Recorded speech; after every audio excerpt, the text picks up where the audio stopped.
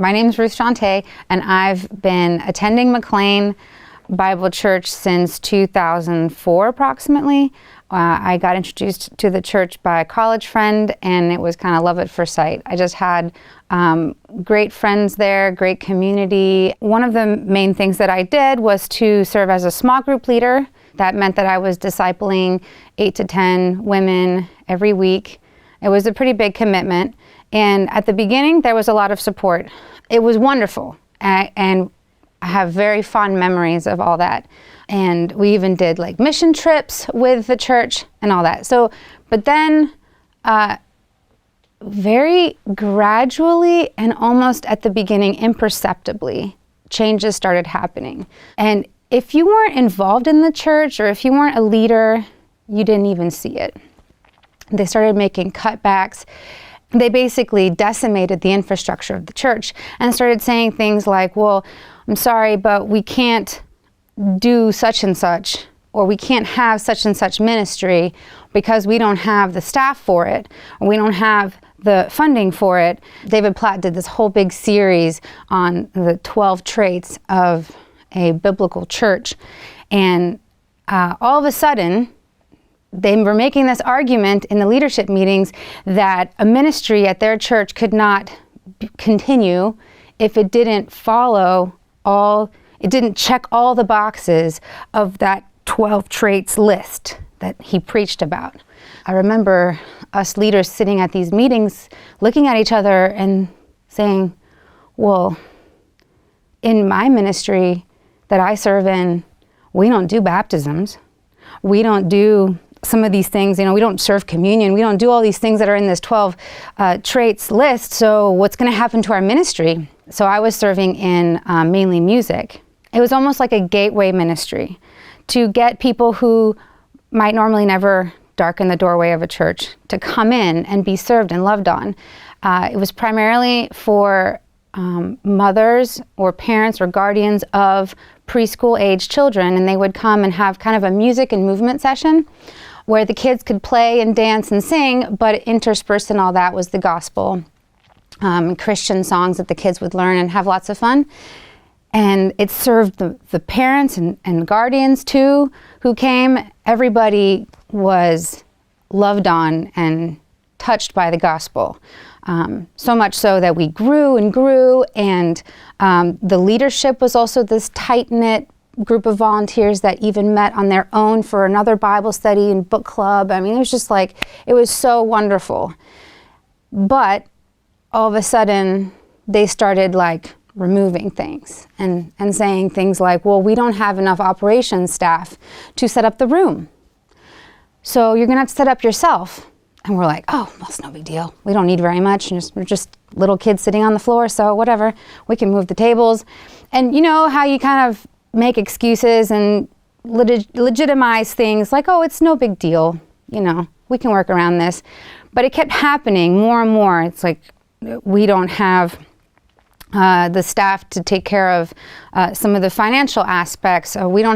We can't let you use this room. You're going to have to use the other room, the smaller room now. Or in the end, at the very end, they put us in the rock gym, which was the strangest thing ever.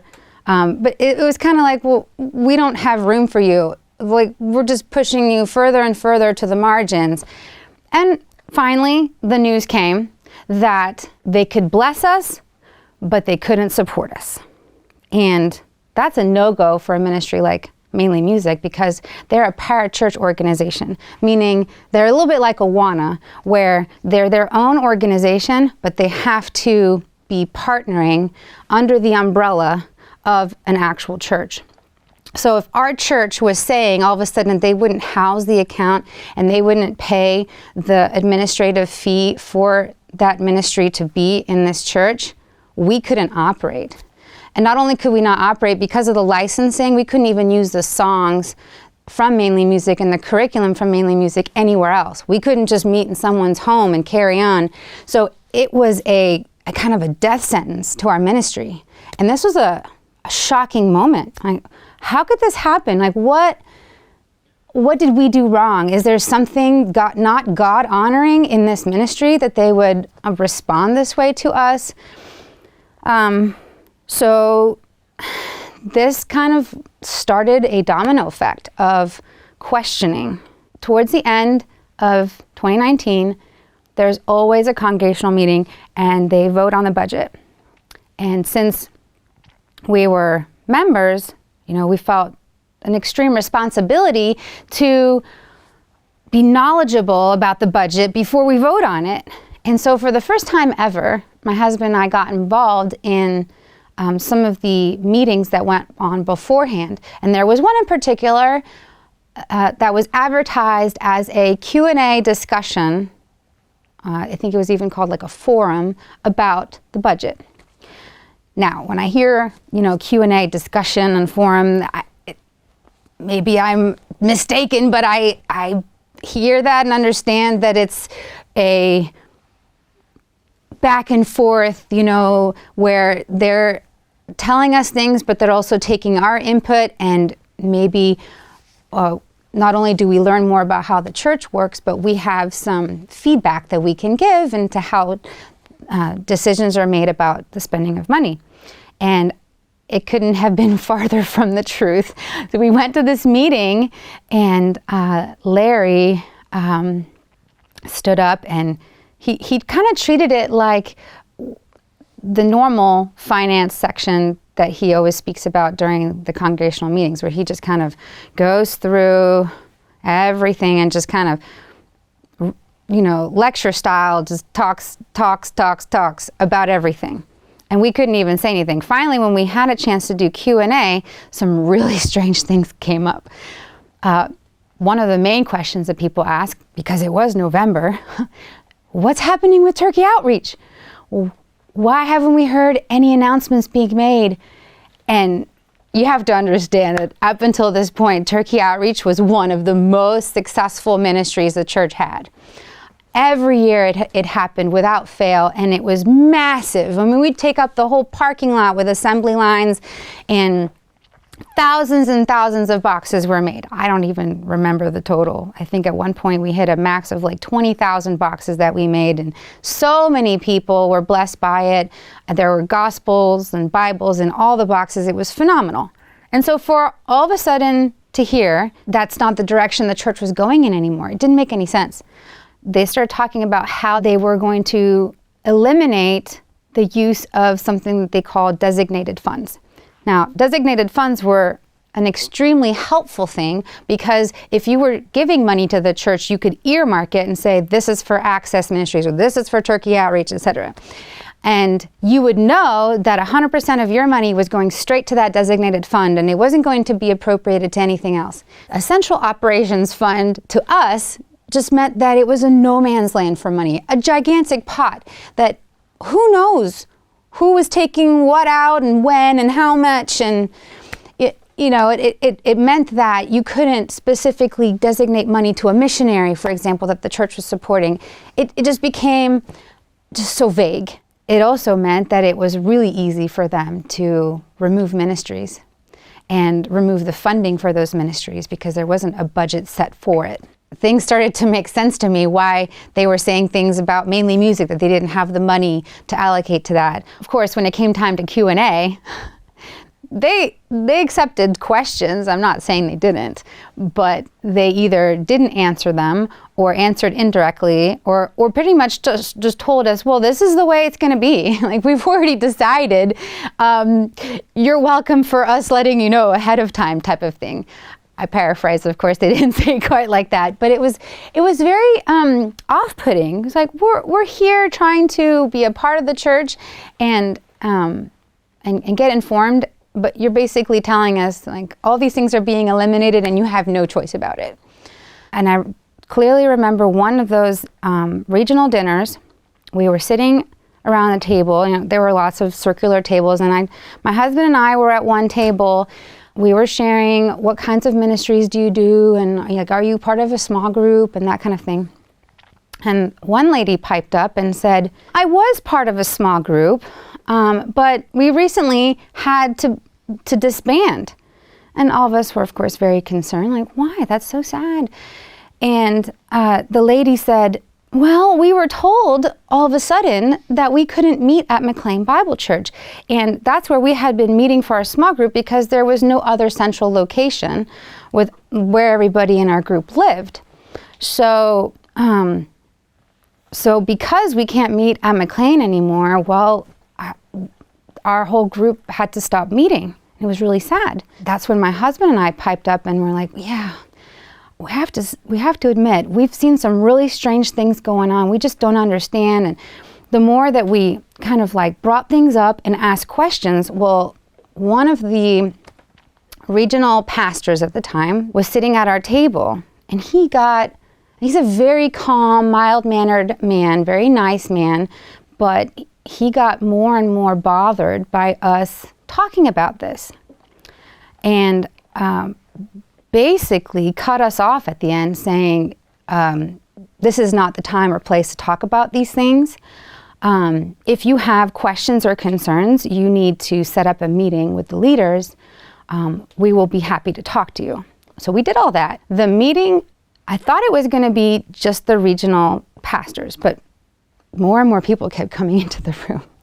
So in the end, it was Carly Lundy and Lee Vaughn, and then Nate Reed and Roxy Hawkins-Smith, and like my husband and I just kind of felt ganged up on. It was like the numbers, they just kept on coming and kind of, we felt pressured. It was like, well, you're the one with the issue.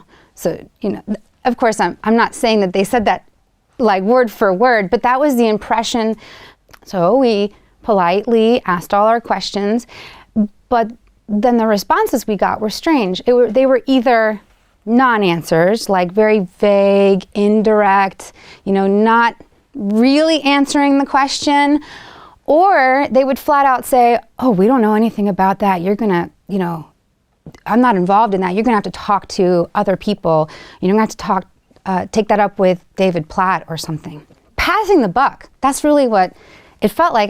And at the time, Nate Reed was a senior pastor. I'm like, how are you a senior pastor and you can't answer these questions? After the meeting was done, they said to us, well, we don't want to misconstrue any of the things that you said.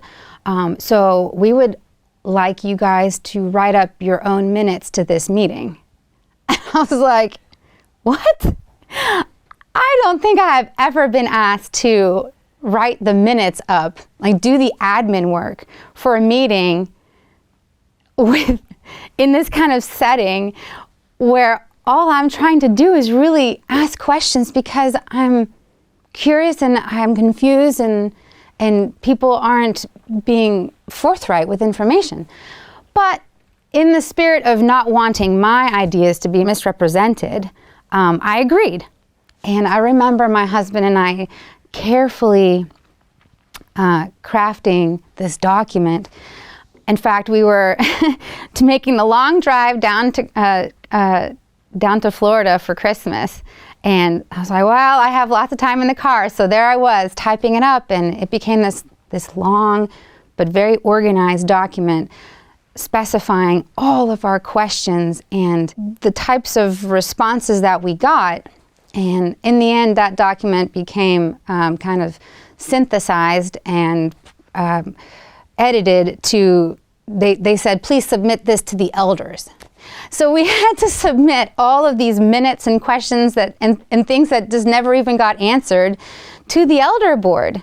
And for a while, we didn't even hear back. And even after we heard back, a lot of the elders didn't have answers to our questions. It was the most odd thing ever. We had some real big questions as to like, how is money being spent at this church, and is it honoring God anymore, and why are all these ministries being cut? After COVID, the whole world shut down. Obviously, the requirements for attendance as far as membership goes didn't apply. And they even said so, because we can't meet in person, you're not going to be kicked out of the church or booted off membership just because you're not attending in person. So we attended virtually, and we were still doing our Bible studies virtually. I mean, nothing really stopped. We just went virtual. God is still calling us to this church. Like, we kept praying about it, my husband and I. What are we supposed to do? Do we stay in this church in spite of all the changes? And every single time it was a resounding yes. Yes, God has put us here, so we will stay here. And it doesn't matter COVID or not. We really want to go and vote. So we'll do all the things. We'll get tested, whatever. They do the temperature check, and we'll do all the things. We'll wear all the masks. We'll go there and we'll vote.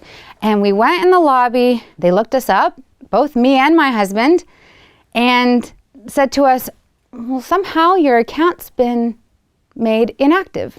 So this pretty much set off another domino effect of communication, emails. I spoke again to Nate Reed, and they didn't really have an answer, but it's just like, oh, I'm sorry, but your account's inactive and there's nothing we can do. And so because of that, we weren't allowed to vote. I guess what I want to communicate most of all in all of that is that it was heartbreaking. It didn't have to do with whether this was my pet ministry or project, or whether people did things my way, or anything that had to do with pride or sin or anything like that. It didn't have anything to do with that anymore. It was just heartbreak. It was like, how can I trust anyone at this church anymore if they essentially excommunicate me without even talking to me? And for what? We didn't know why. We didn't know why they were making us inactive. Of course, you can speculate that it was because we questioned things. It was because we had meetings with people. It's because maybe, God forbid, we didn't agree with everything. We were curious.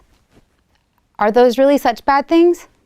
We did try everything according to Matthew 18. I am happy to say I don't feel like we did anything dishonorably or sinfully. We tried to have meetings with David Platt. We were denied. We were not given any audience. Even though people like Nate Reed said, oh, for this issue and for that question, you have to take it up with David Platt. We were told that he's not available. I'm really just here to tell my story, just tell people, because I think the average person didn't know what was going on. It was easy, if you were not involved in ministry, it was easy to not see all these things slowly disintegrating.